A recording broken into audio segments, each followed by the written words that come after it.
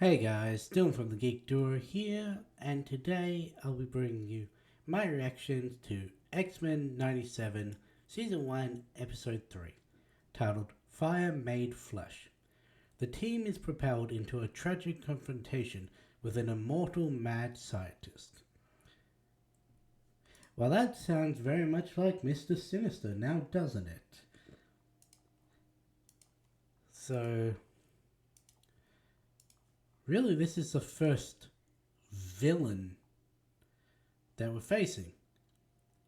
Because, sure, Trask and the Sentinels sort of count as one. An Executioner could as well, though he's more new.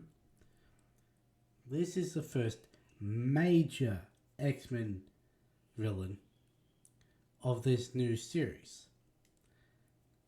And considering one of the 5 major storylines that they've set up, possibly even 6 depending on how you count it, yeah, I can see why this villain is returning.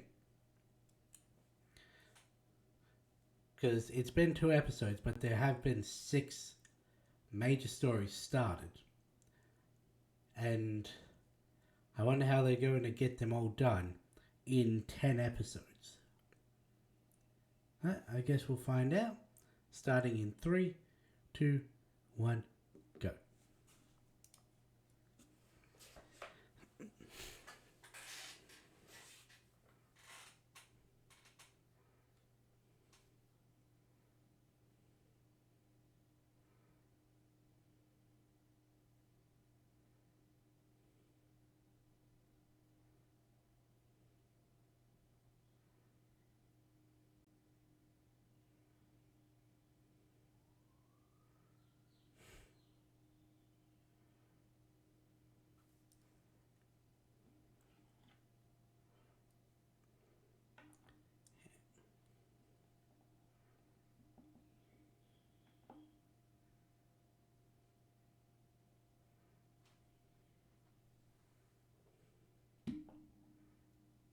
Hmm.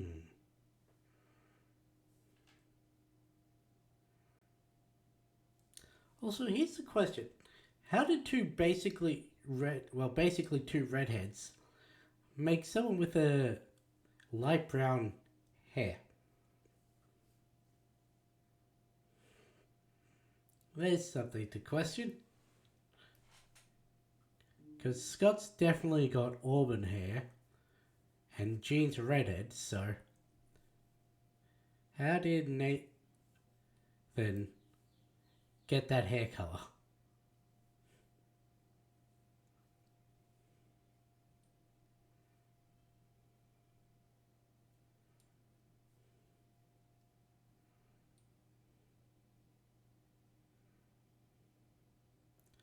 You know, they're definitely redoing a whole bunch of scenes from the original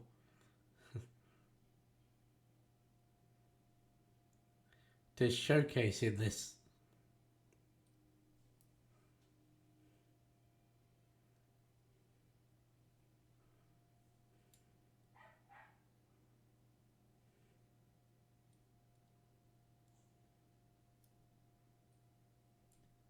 Now, here's the thing.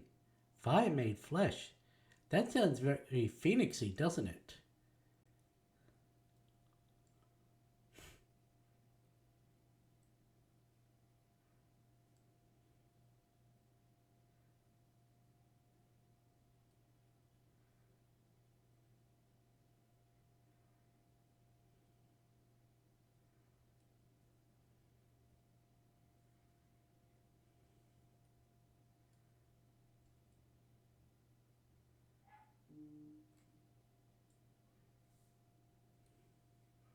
Hmm. Now there's a familiar face.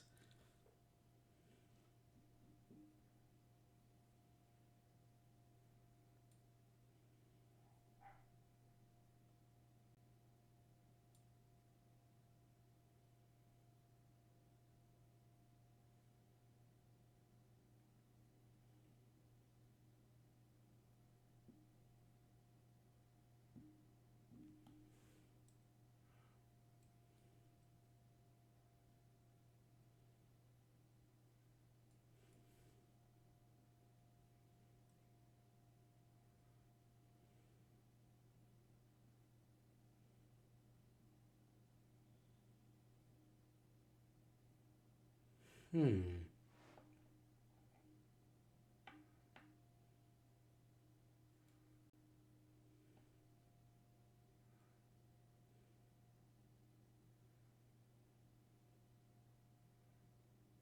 Scott?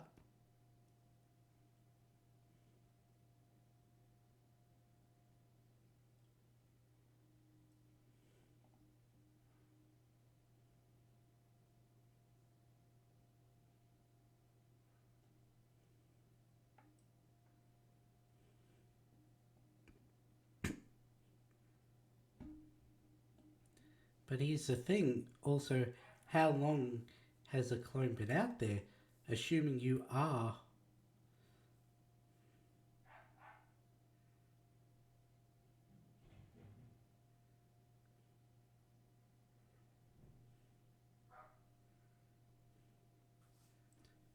Here's the thing,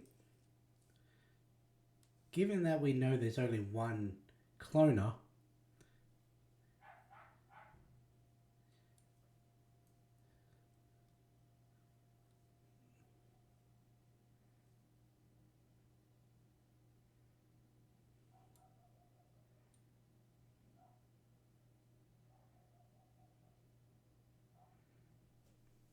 they may have been in place ever since the first time they were captured.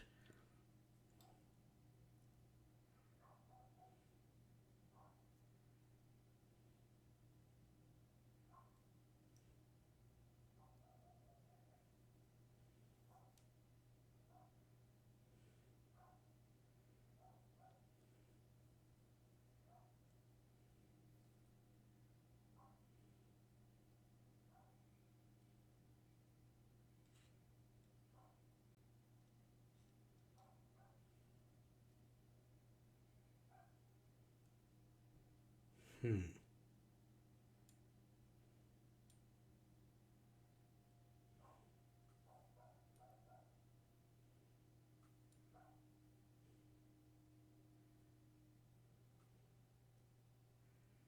Hmm.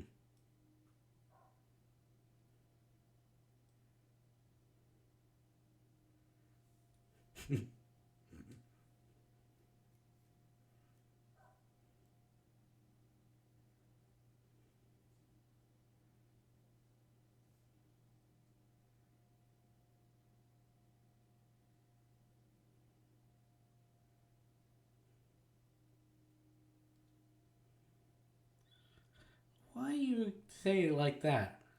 When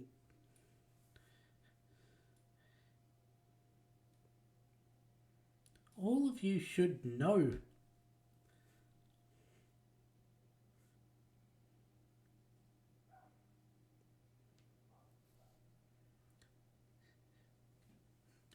Because if you remember, the first time they were captured, Sinister was wanting to fuse Cyclops and Jean Grey DNA to make the perfect mutant.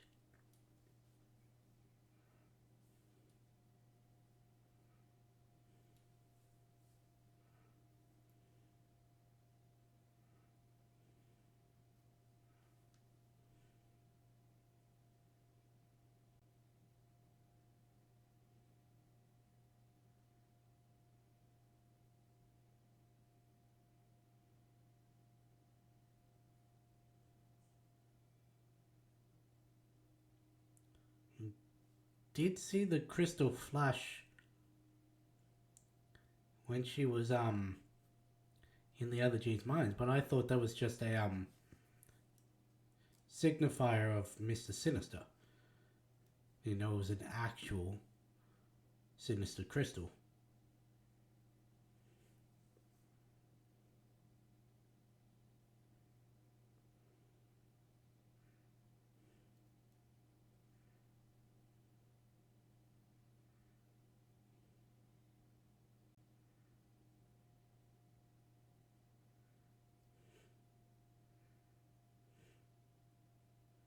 Hmm.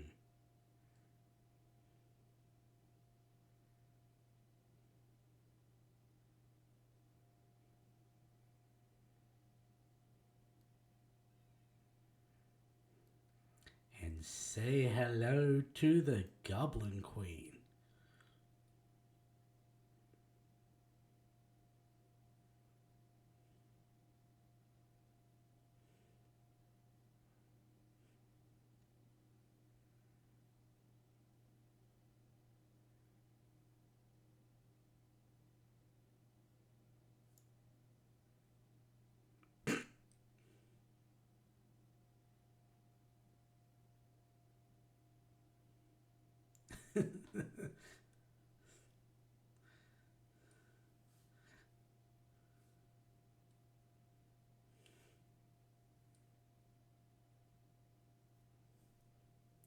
I mean, if there's two Jeans now, the problem is they both love Scott.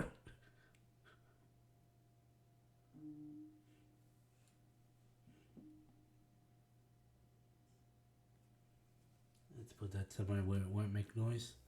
Hopefully. Hey, Sunspot's still in the mansion?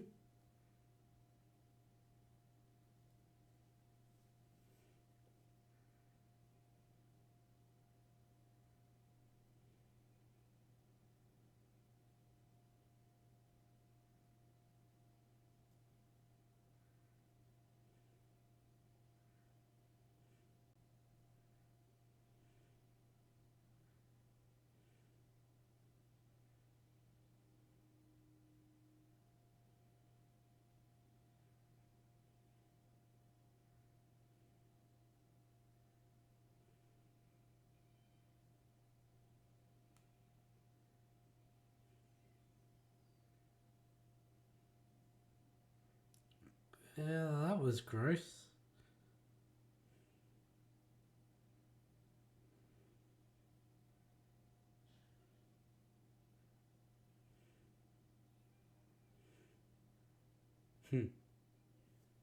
He's the only one who saw the real issue.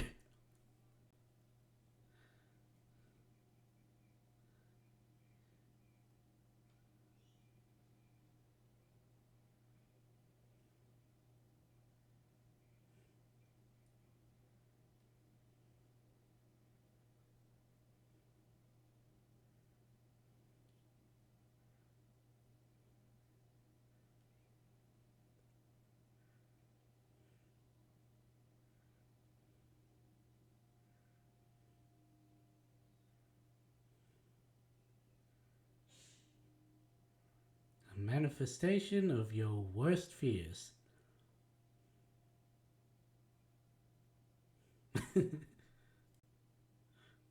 And then there's just a random thing with Beast.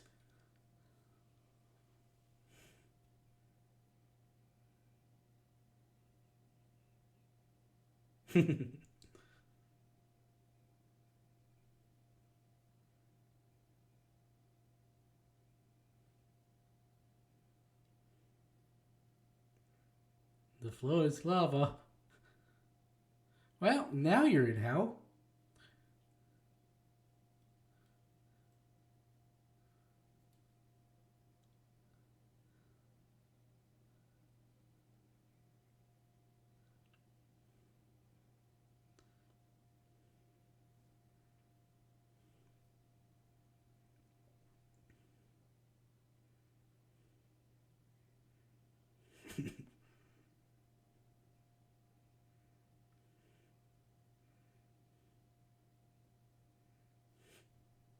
You sure that's not you?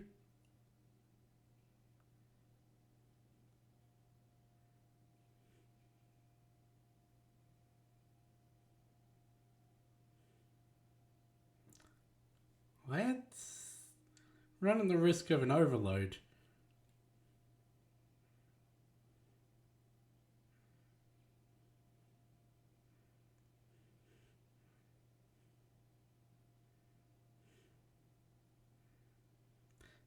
Considering so many X-Men have energy-based abilities, Bishop is really a very good team member.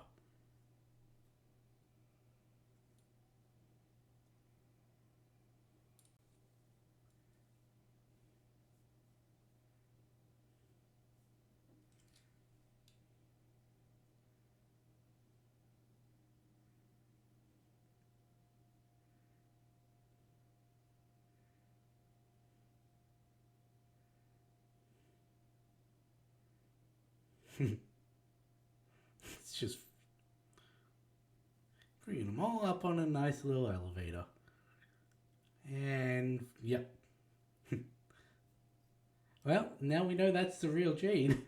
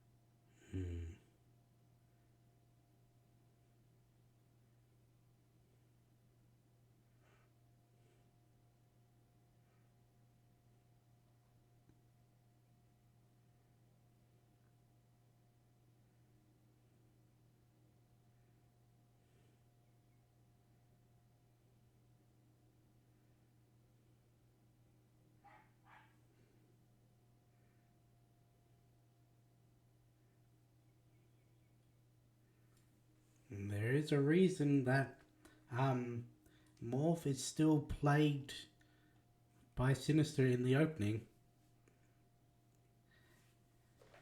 Yeah, so when Jean had her psychic backlash in the first episode, it had the red and black swirls and everything, which I thought looked like Mr. Sinister.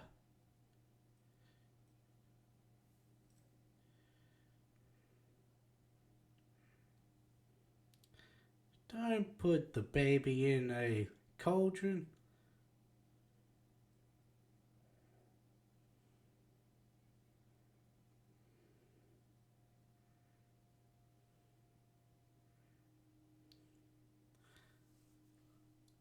Huh.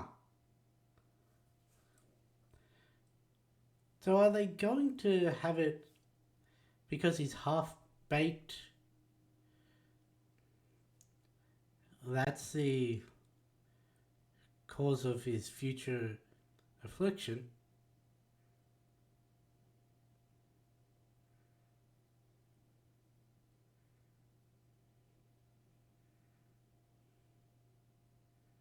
Magic.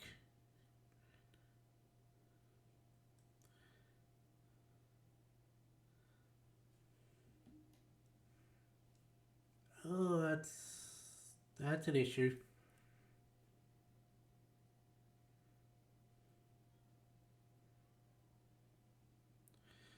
In the demon form.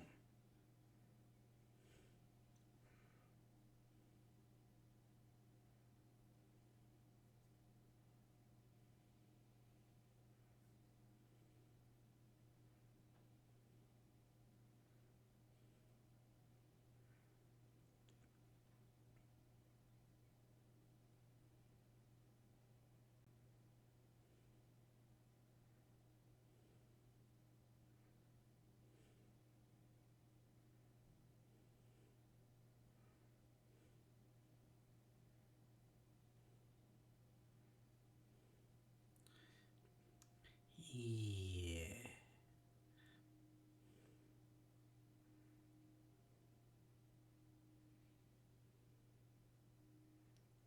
She absolutely bodied the.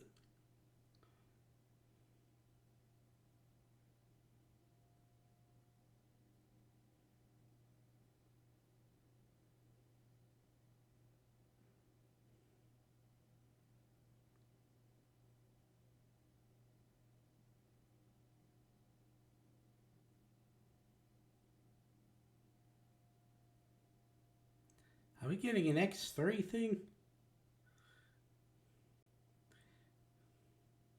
And she kills him with a kiss?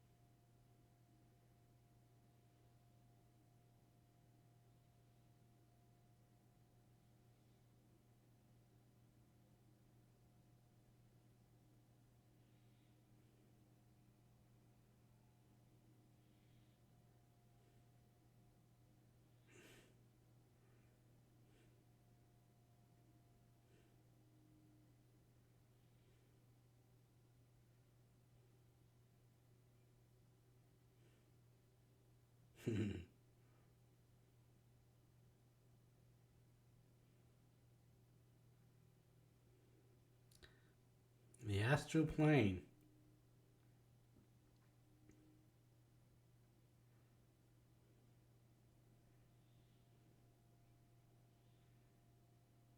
Psychic v psychic. Who is more powerful?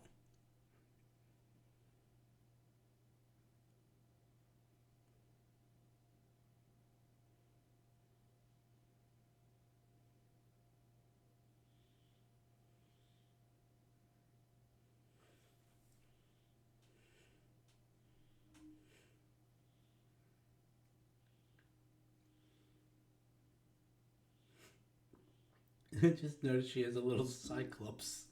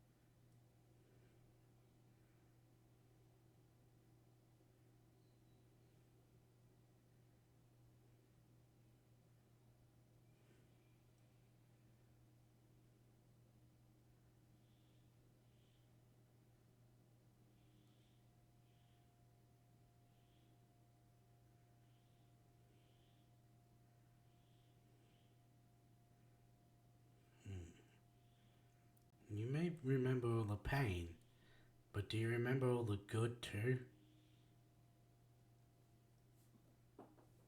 The one thing you know for certain is you.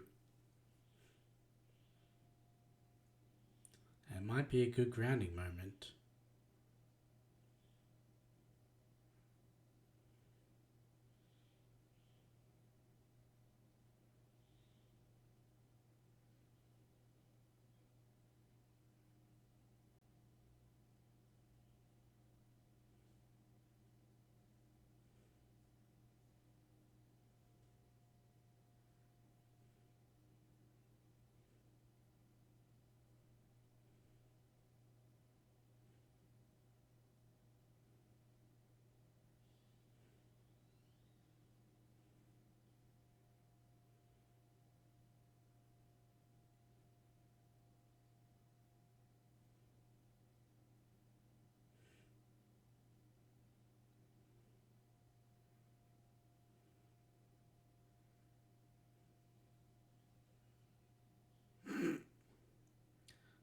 Still the one thing that can hurt him.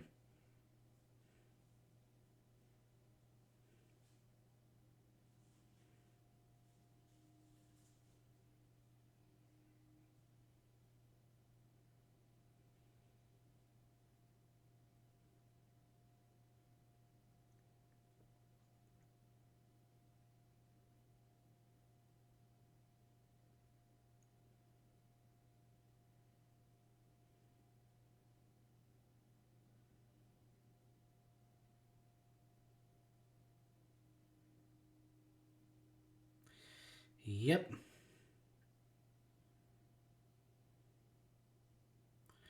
I was right. Because of. And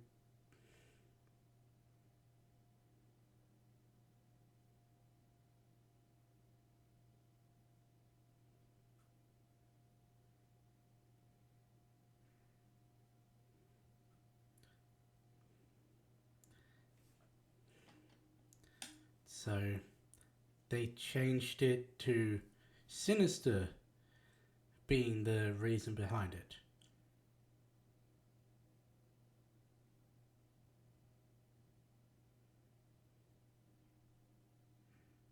You're taking him to Forge, are you? Excuse me.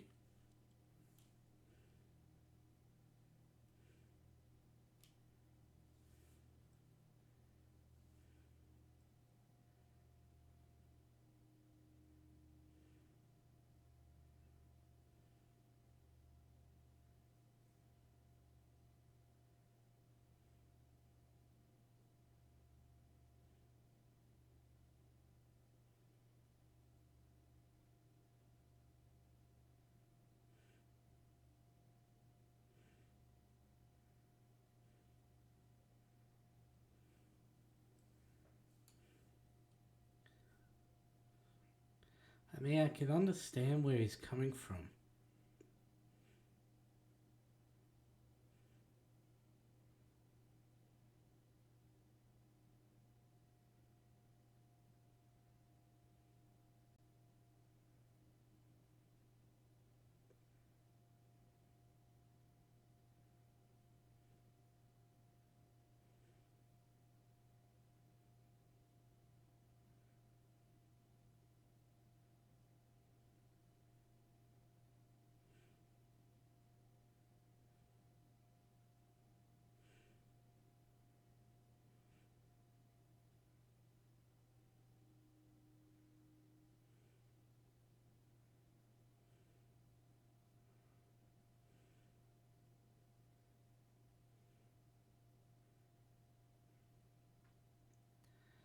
Oh, poor baby Cable.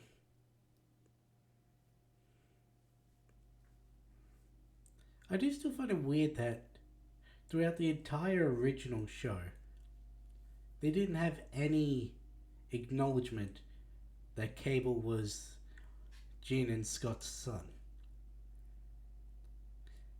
But this is how he gets the techno-organic virus.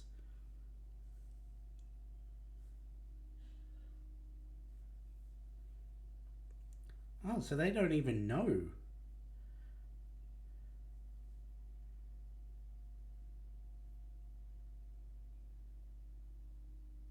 Not Jean.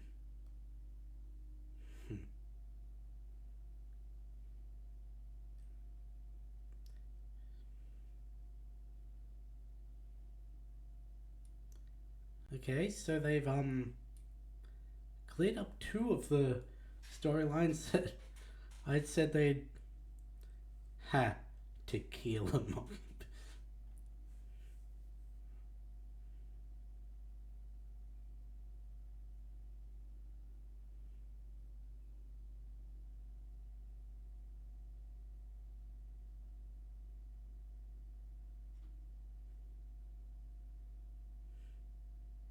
Hmm.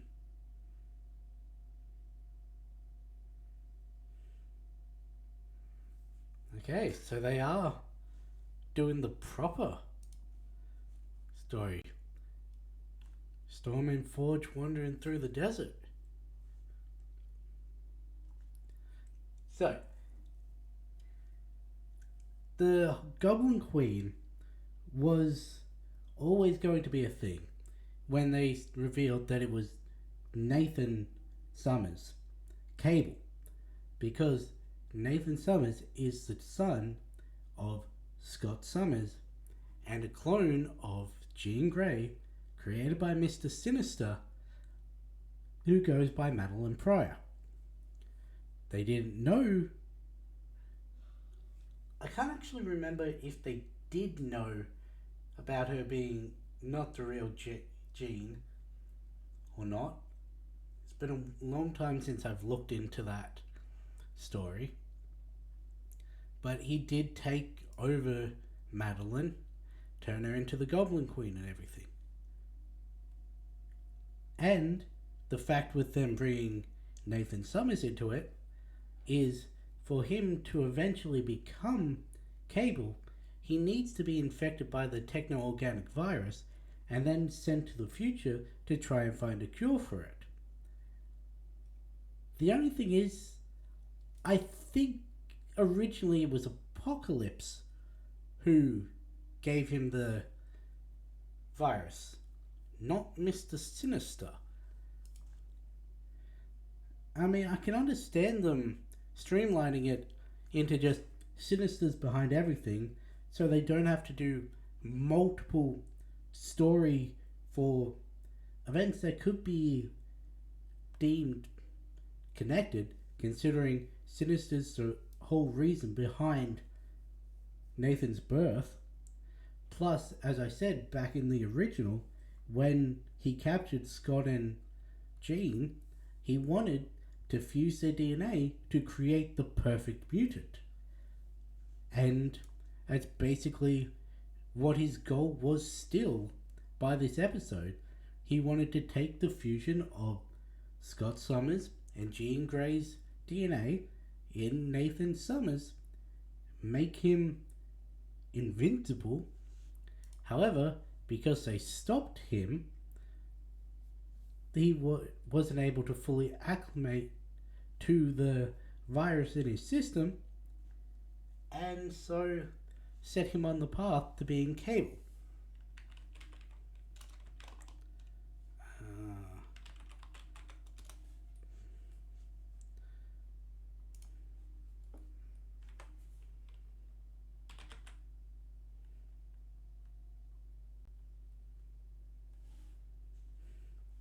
Yeah.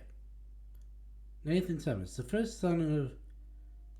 the son of first X-Men Cyclops and Madeline Pryor. Nathan's maternally inherited powers manifested at a young age. The circumstances of his birth were machinated by Mr. Sinister to create a living weapon against Apocalypse, which resulted in his mother's descent into madness and death after learning her place in this plot as a clone of his eventual stepmother, founding X-Men Jean Grey. During this ordeal, baby Nathan was infected by the techno-organic virus and sent to the post-apocalyptic future where he could be raised.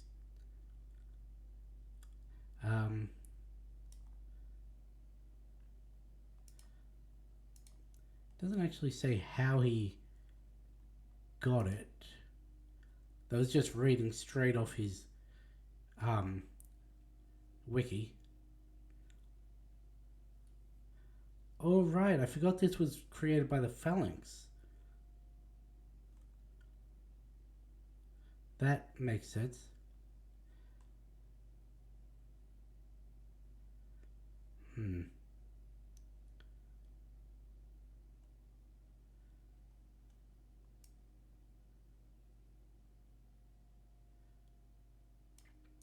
It doesn't actually say. I'm assuming it's still Apocalypse, considering that's...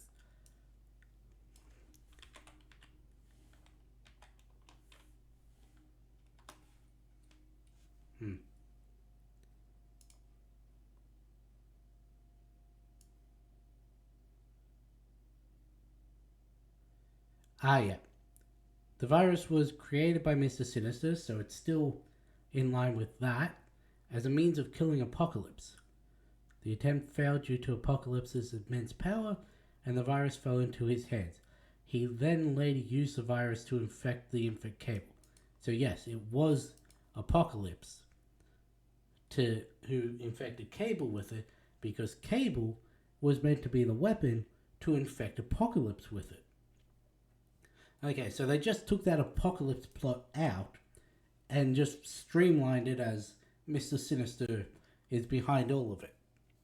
Okay. I mean, that makes sense.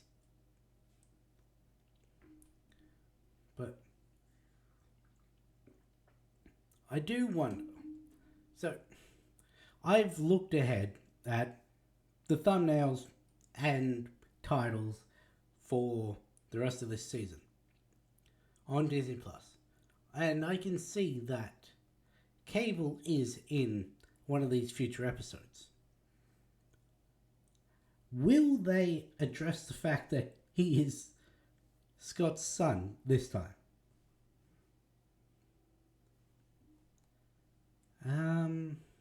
But yeah. Other than that, I don't really have much to talk about. So, this has taken out two of the big storylines that they've set up. There's still one major that was alluded to. One's just going to be continuously playing out over this entire thing, which is Magneto being the head of the X-Men, specifically in this outfit. There's the Storm thing that's going to be playing out till at least episode 6. So, yeah. It's going to be very interesting to see what other stories they bring in alongside those 3 big ones. But I guess we won't find out till we watch it. So with that being said, I'll catch you in the next one.